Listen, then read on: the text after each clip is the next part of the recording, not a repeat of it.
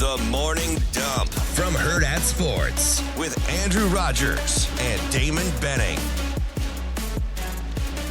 Your one-stop shop for everything we can't get to on Coffee and Cream in the Morning on Hale Varsity Radio, powered by Currency. We're still live from the H&H Chevrolet stage. Damon Benning, Andrew Rogers. Conversation continues. What we didn't get into is the addition that the Huskers made just yesterday during the national championship game. They gained some help in their wide receiving room, and they snagged Billy Kemp, who I think could be a difference maker for the Huskers right away. Yeah, absolutely. I think, I don't know if this is hyperbole, but I think he may be a guy, and maybe this says more about the room than it does him, although I think he's a really good player.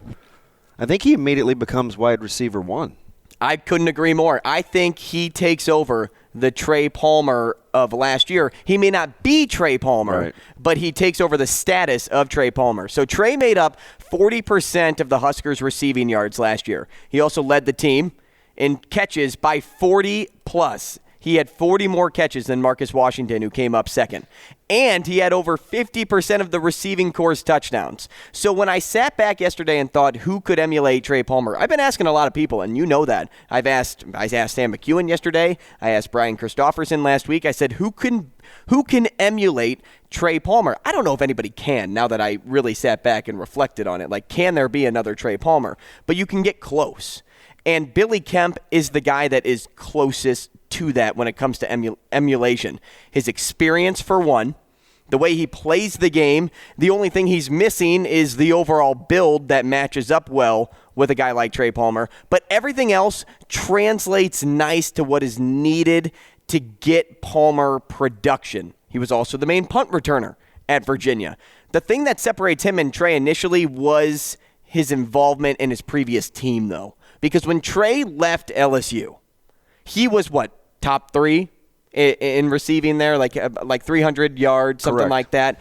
With a guy like Kemp, I know he's had some injury issues, but even just the season prior to last, he had the top most receiving yards for that team. Now, does Virginia and LSU correlate? No. Obviously, LSU has a lot more firepower than Virginia, but it goes to show that you're snagging a guy right away that was implemented as a number one on his previous team, and that can only work wonders for your team. And you take a look at Nebraska's scholarship distribution chart. You know, you've got your new guys will be Coleman, Doss, Lloyd, and Bryce Turner. You've got holdovers in Janarian Bonner, Victor Jones Jr., Sean Hardy. I'm not sure about those guys. Like, we'll see. New set of eyes, new strength and conditioning. Your juniors are Tommy Hill and Alante Brown, because I believe Tommy Hill will stay on the offensive side of the ball. And then your seniors are Marcus Washington, Fleeks, who was added from Baylor. He's interesting. And, of course, Billy Kemp. Now, you could potentially get a Xavier Betts back into the fold as well. So when you look at that wide receiver room, certainly not a ton of production outside of Kemp, Fleeks, and Washington. Right. I mean, it's older guy heavy. But with Alante Brown, you like the flashes. I think, in some other offenses, he would have been more of a focal point, just because Nebraska tended to work outside the numbers so much as opposed to in the slot. And when they got in the slot, it was mostly Trey Palmer working in the slot, and they would do those little switch releases and those things that they buried Purdue on. And he got free against Iowa a couple of times on that concept, which coincidentally we saw last night in the national championship game. And it's eerie watching what happens on what I would call switch releases. You're basically, one guy goes inside, one guy goes outside, and it's the opposite of where he started. Right, so just think of like scissors action. And just the level of confusion, for as simple as it is, it works. And so those concepts, you saw guys able to really flourish, especially a guy like Palmer, because it almost gives you free releases. It's really hard to get hands on those guys. And if you try, you introduce the potential for collisions or getting rub routes, so you have to give space. And conceptually, I think if Nebraska can continue to implement those kinds of things, you can help young receivers transition quicker because it's not as handsy. You can't really get pressed in terms of coverage and things like that. So there are lots of little nuances to help get young guys ready. And for all intents and purposes, you got a young guy coaching young guys. So you need some Kemps and some Fleeks and Marcus Washington, who I think was steady Eddie. Pretty underappreciated, in my opinion. Made some tough catches, very dependable, didn't get hurt, took some good shots. Like, I really like Marcus Washington. And like I said, if you get a guy like Betts back into the fold and you get him dialed in, it starts to get interesting. At least it piques your attention. And I know I Rhule, right? It's like, but remember, where has Coach Rhule been? He has been in some tough environments. He coached some tough kids at Temple. He inherited a circus in Waco. I think that's putting it lightly. And had to instill discipline. So I don't think he would bat an eye and that staff would bat an eye at maybe welcoming Betts back. Now, you've got to have some parameters and some protocols in place. But I think this staff likes what they have in that wide receiver room to some degree, albeit pretty experienced. But Kemp is the great stabilizer. I know you're not a big tool guy, but you hit the nail on the head. And especially when you said having the experienced room kind of help form the young guys. Because when we talk about somebody that can replace a guy like Trey Palmer, eventually you would hope that's one of your younger guys, so you get more time out of them, right? But immediately you have me comparing things. And I know Jalen's your guy, and I'll stick with this example for one. But bringing in a guy like Billy Kemp, is there another guy like him on Nebraska's roster right now? You're talking about in terms of? In terms of, like, right-away playing ability. Probably not. And then you look at a guy like Jalen Lloyd, though, that's kind of like a Billy Kemp. Yeah, it could be. It has a similar size, did a lot of the same things in high school. And so what Rhule's really doing, and what he's toying with our minds in a good way.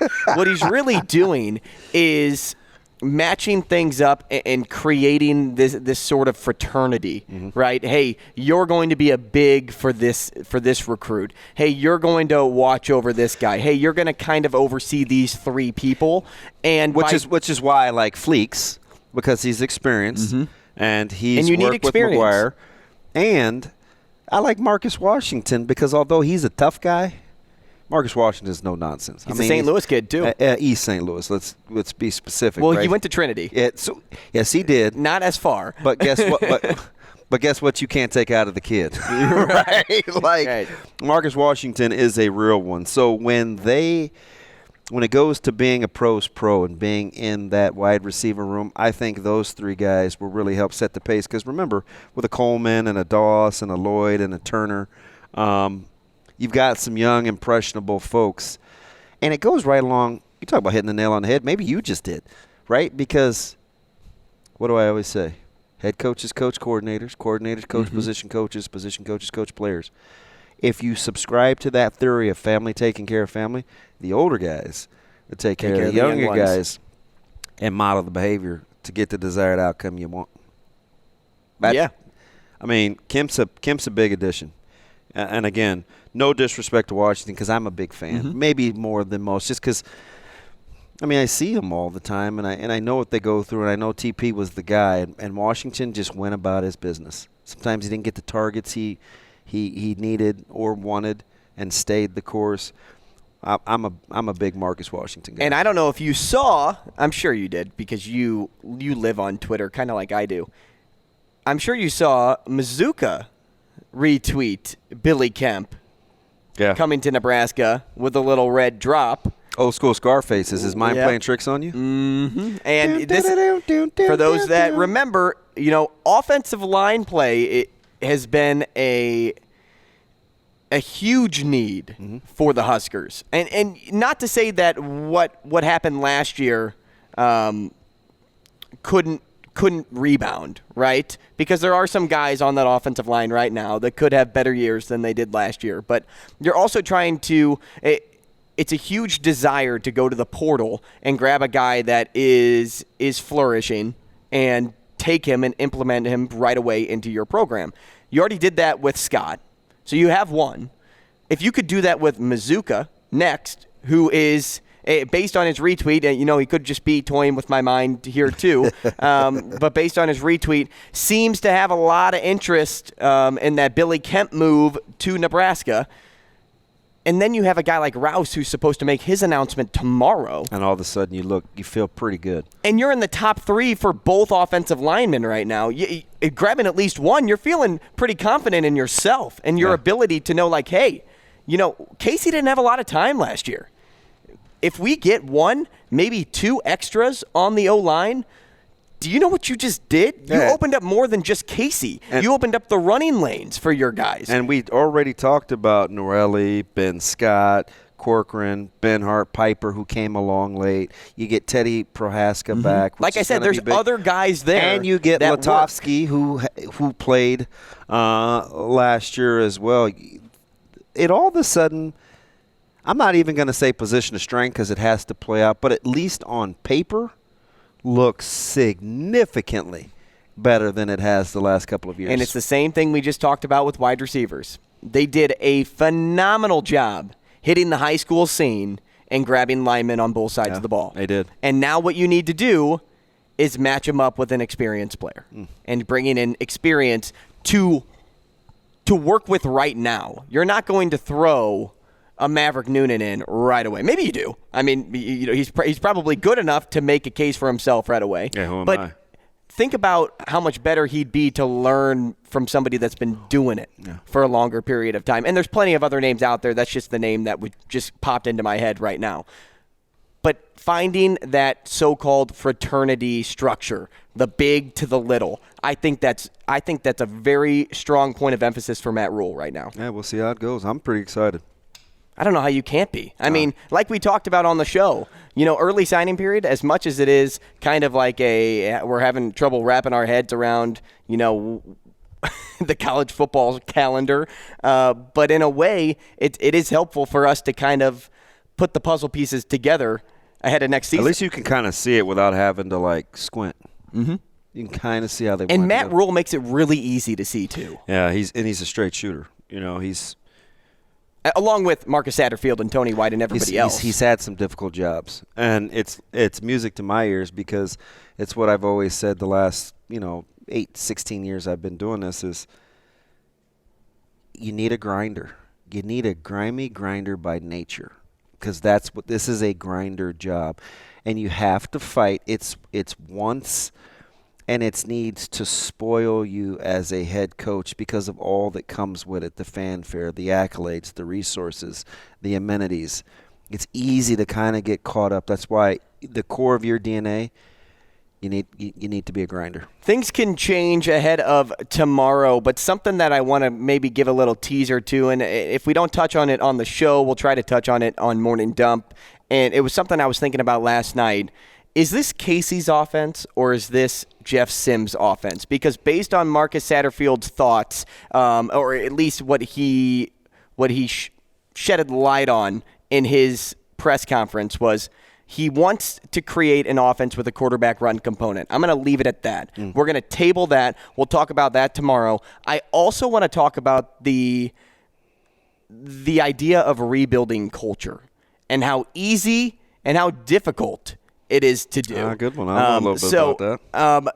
Let that rest. Think about that. If you want to be involved on the show tomorrow, 888-638-4876. Bring your thoughts to the table. We welcome everything on Coffee and Cream. We do it for you guys, the listeners. We just have a good time sitting here every morning talking sports. That's really it. But until then, thanks for joining us on Morning Dump. You can toss Damon a follow on Twitter at Damon Benning, myself at Andrew Rogers TV, the show Morning Dump at Hurrdat Sports, the show Coffee and Cream at H Varsity Radio. We're having fun. We appreciate you. We hope you're having fun too. We'll see you tomorrow.